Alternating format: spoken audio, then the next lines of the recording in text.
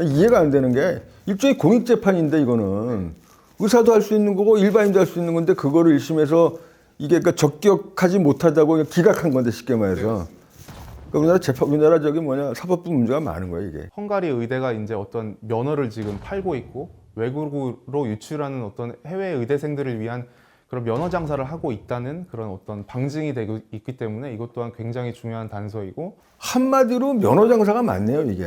해외에서 와서 공부하는 사람들 입학 정원은 몇 명이라고 정해져 있지 않고 그냥 쉽게 말해가지고 융통성 있게 뭐 30명, 40명 이렇게 뽑는다는 얘기인데 그게 맞는 얘기예요?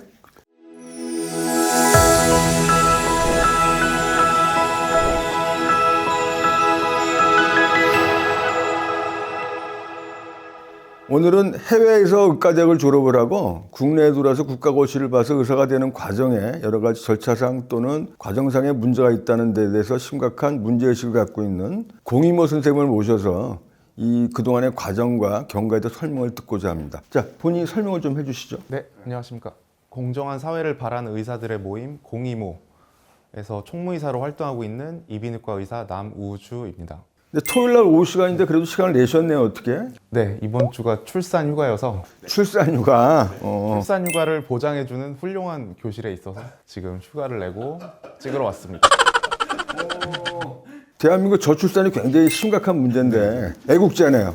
네. 오케이.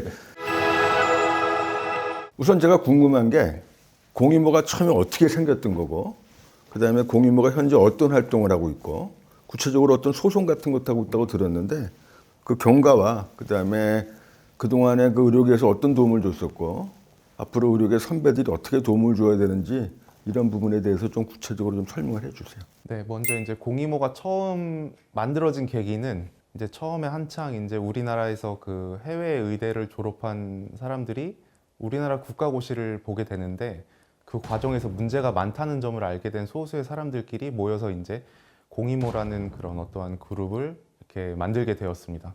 그리고 이제 여러 선생님들께서 도와주고 계신데 일단 저희는 이제 큰 문제를 하나하나 이렇게 차곡차곡 쌓아가고 있는데 제일 먼저 시작한 것이 이제 부적격한 해외의대 졸업생들의 인정 과정에 대한 어떤 문제를 제기한 것이 제일 첫 번째로 저희가 한 활동이 되었고 두 번째로는 요새 한창 이제 그 의사 증언에서 쓰이고 있는 어떤 그 잘못된 보고서인데 그 잘못된 보고서 속에 어떤 숨어 있는 또한 그 잘못된 숫자들을 저희가 밝히는 과정을 하고 있습니다. 그래서 이제 첫 번째 제일 큰 문제였던 해외 의대 문제는 저희가 소송을 지금 진행하고 있고 소송은 다행히 1심에서 약간 이제 삐끗한 게 있었으나 다행히 이제 항소심에서 어떤 저희가 이런 그 소송을 진행할 자격이 있다는 것을 인정받고 이제는 그 헝가리 의대를 비롯한 다른 여러 의대가 있지만 그 중에서 제일 문제가 되는 헝가리 의대를 기준으로 해서 어쨌든 2심에서는 헝가리 의대 자체에 대한 어떤 문제를 지금 그 다투고 있는 상황입니다.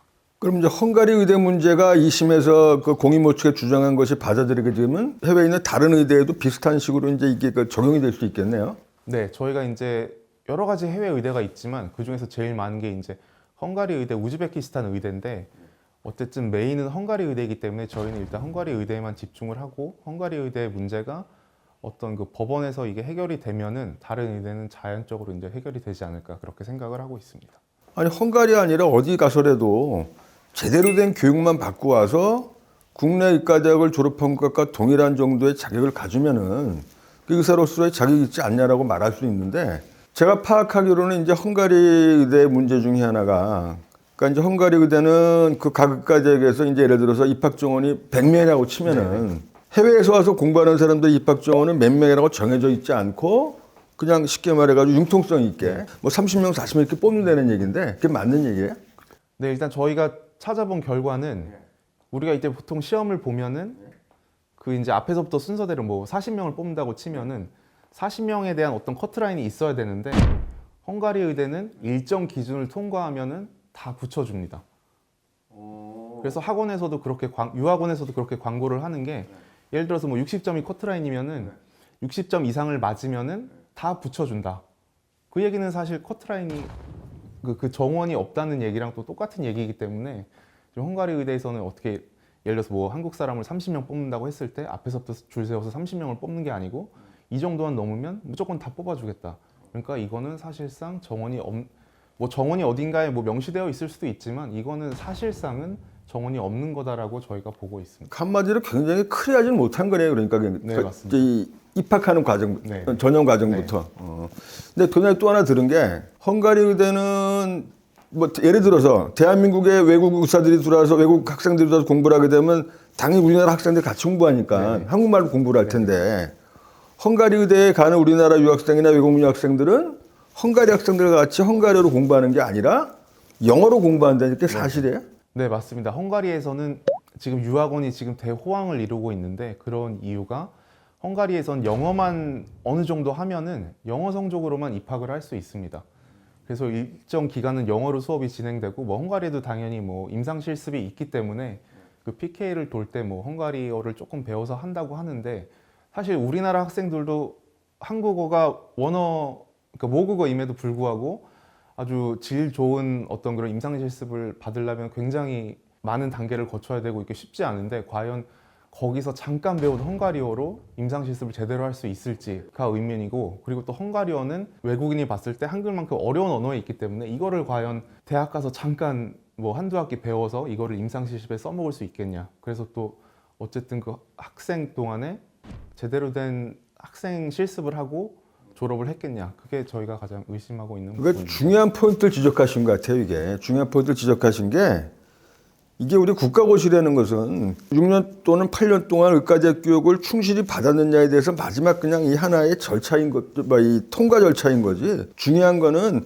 대한민국에 있는 의과대학들은 학생들에게 충분히 그 수준 높은 교육을 한다는 전제가 있는 거란 말이에요. 헝가리어를 제대로 할 줄 모르는 사람들이 헝가리 내에 있는 대학병원을 실습을 돌면서 환자들로부터 제대로 배울 게 있었겠느냐. 이게 굉장히 중요한 거를 포인트를 짚으신 것 같고 그래서 제가 듣기로는 헝가리어를 못하니까 뭐 그래서 그런 것도 있겠지만 헝가리에서 의과대학을 졸업한 사람들이 헝가리에서는 의사를 하지 않는다는 각서를 써야 된다는 그런 얘기 같은데 그것도 사실이에요?